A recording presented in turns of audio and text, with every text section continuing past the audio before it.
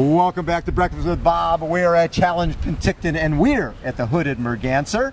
This is the Canadian Multisport National Championships, Lake Okanagan in our background, and the site of the 2017 ITU World Championships. 6 World Championship events over 10 days. Our race director, the man who had the brainchild to bring 6 World Championships here over 10 days, Mr. Michael Brown. Mike, how you doing?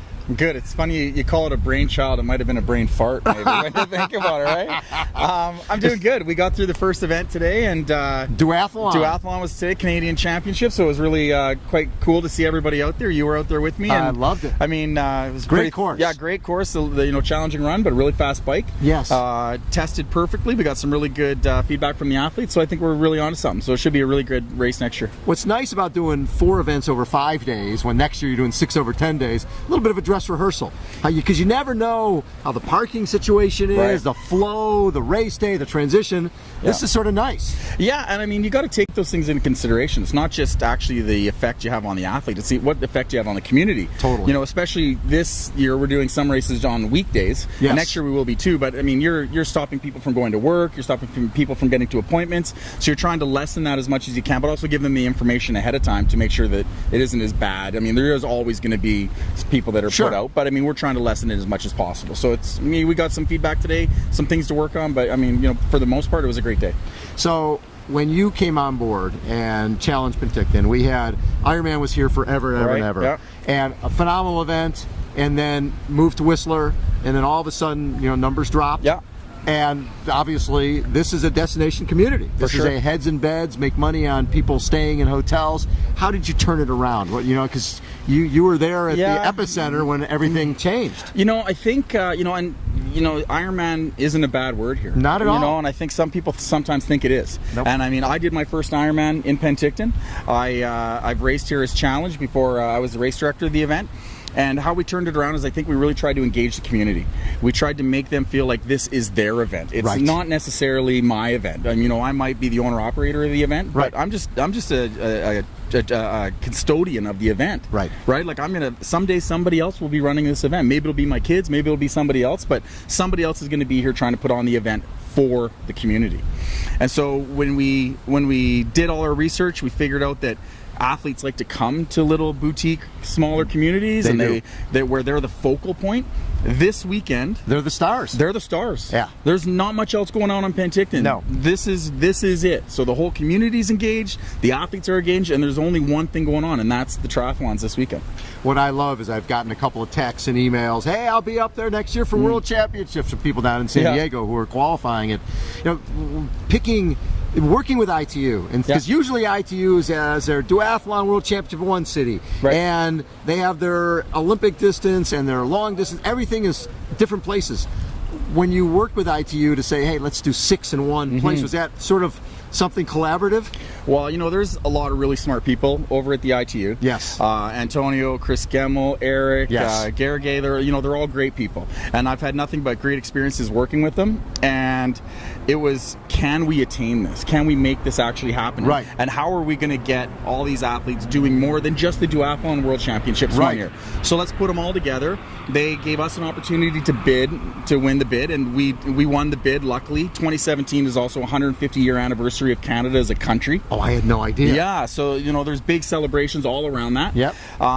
So I think we can pull it off. You know, I think I have a lot to learn from the people at the ITU. I'm willing to learn, and I think that it's going to put the ITU Multisport World Championships on people's calendars, not just next year, but I think it's going to really turn into something on the same level as the grand final. See, I was just in Omaha. There was 4,200 people there for multiple events over a couple of days. I'm imagining you're going to have 5,000 plus. We hope next year over your 6 days. That impact is bigger than one event, right? So that could be huge for the city. Yeah, and people are going to come and they're going to stay and they're going to go to wineries. And what I found with ITU racing is people don't necessarily come for the race. Right. They come for the experience. Yes. So we're not selling people necessarily on duathlon. We're selling them on Penticton.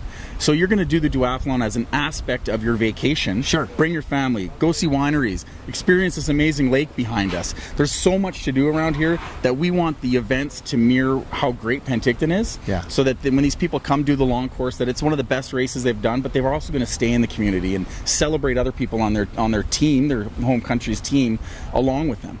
Were you surprised? I mean, I'd never been to a Nationals before. I went to Omaha, and the line for people to get their U.S. uniforms after they qualified. Yeah.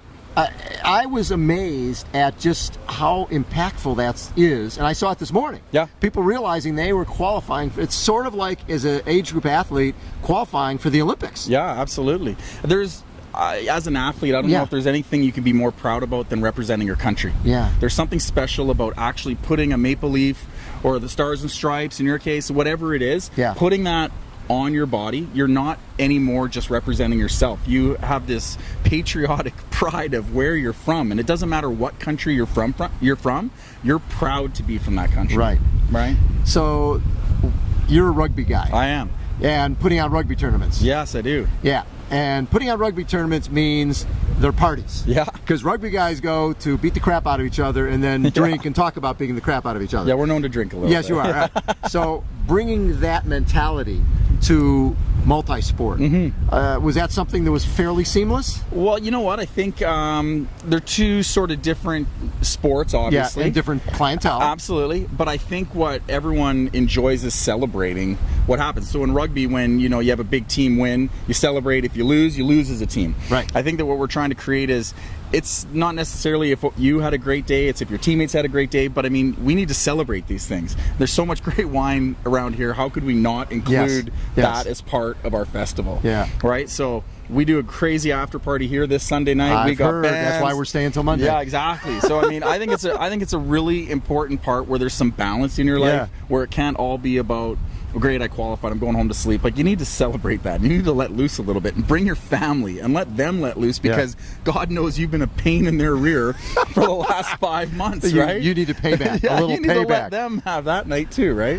So for people out there who are watching this, a lot from the U.S., who are like, okay, I knew about Ironman back in the day in Penticton. Why should they come to Penticton for next year when you're talking 6 World Championship events? And again, duathlon, off-road triathlon, aqua bike, aquathon, long distance, which is 3K, 120K, 30K. And I'm missing one. Is a cross-tri? A cross-tri, okay. So 6 World Championships over 10 days. Talk a little bit about why people should come. Well, I mean, we're creating a multisport legend. So if you do 4 of the 6, you become a multisport legend. We're going to do a special medal, big belt buckle. Belt buckle. Yeah. And you had me in belt buckle. Right, I know. But Penticton is such an amazing place. You just need to look behind us. I know. And this is just one half of Penticton. There's a lake on the other end of Penticton. Yeah. There's the Channel Cruise. There's, like I've said, the wineries. There's craft breweries. There's great restaurants. The food here is amazing. And the people want you here. Yes. That's one of the biggest things to me, is that it's not a community that doesn't want this to happen. Yeah. Or it's a nuisance that this event is here. It is, thank God this is here to help our economy and help our young athletes. And we have a legacy plan, and you need to come just to experience everything Penticton has to offer. The triathlon history in Penticton is second to none, I believe. I agree. Outside of Kona and North America. Yeah. And we just want people to realize that the roads are great. They're paved perfectly, and the volunteers. There's no group of volunteers. Yeah. We 2,000 volunteers for the race this Sunday. So there's 2 to 1 volunteers per athletes in this race. People were raving this morning about the course. Yeah, good. Challenging, good, well marked, safe. All the testaments to a great organized event. One of the things that I didn't realize, that we have a connection with Jim McLaren. Oh yeah. That Jimmy was the reason we started our Challenge Athletes Foundation. And talk about your connection to Jimmy. Well, Jim and Jim was struggling to get some physio payments made, and he was in risk of losing his home, and there's rent, and so they put something out where they asked for people to donate some money. Right. And it touched me, and so I made a donation to Jim, and I didn't think it was that big of a deal, but he really felt the need to reach out to me to say thank you personally.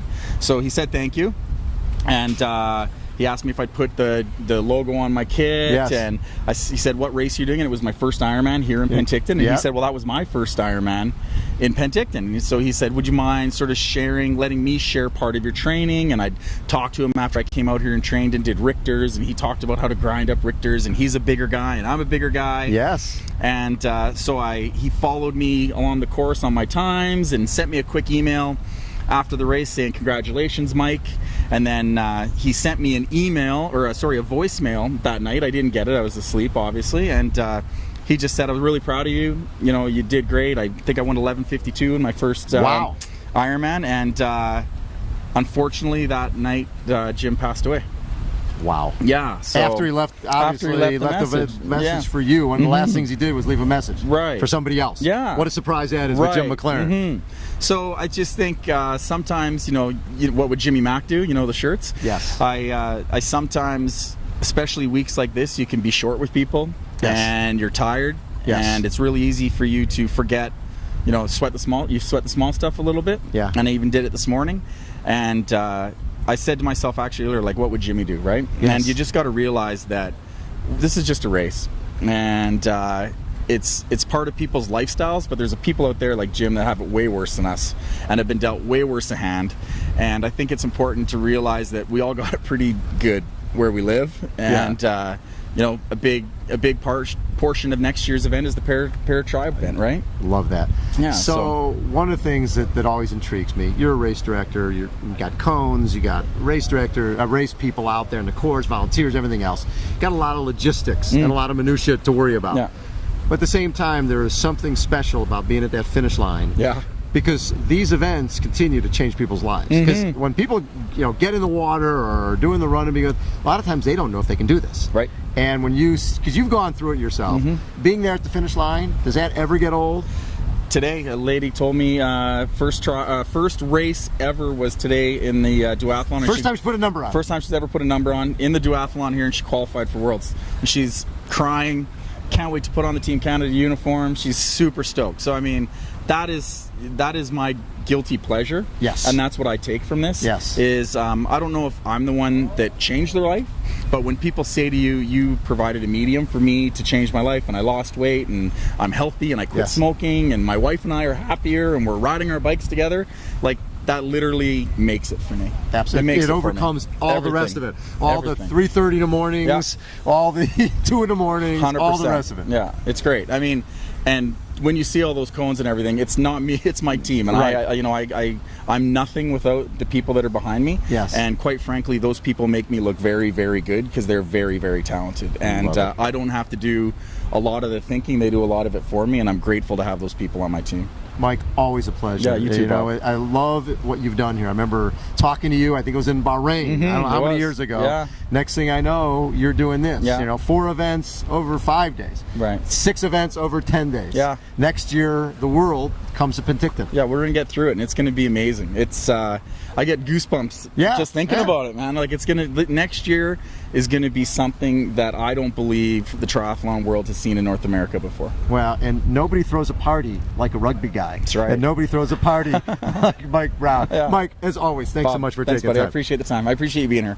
We love it. Again, we're at Challenge Penticton. We're at the hooded Merganser, the Canadian Multisport National Championships at Lake Okanagan, and we're the site of the 2017 ITU World Championships, 6 World Championships over 10 days. It's never happened before. Hold on, everybody. We will be right back.